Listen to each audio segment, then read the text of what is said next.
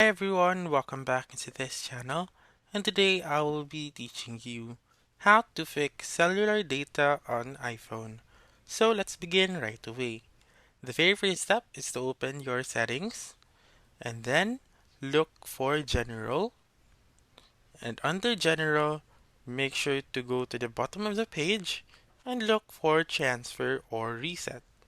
So click on Transfer or Reset and then click on Reset. And then make sure to click on Reset Network Settings.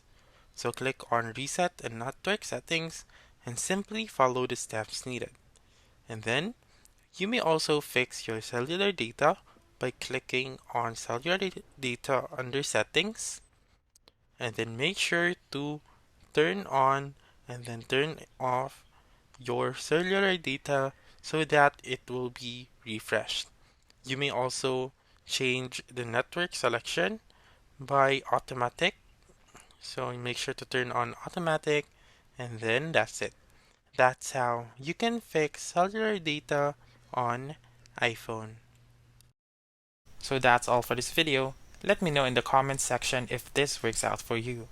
For more helpful tutorials like this, please subscribe to our channel and don't forget to click that notification bell. Thank you for watching and have a wonderful day.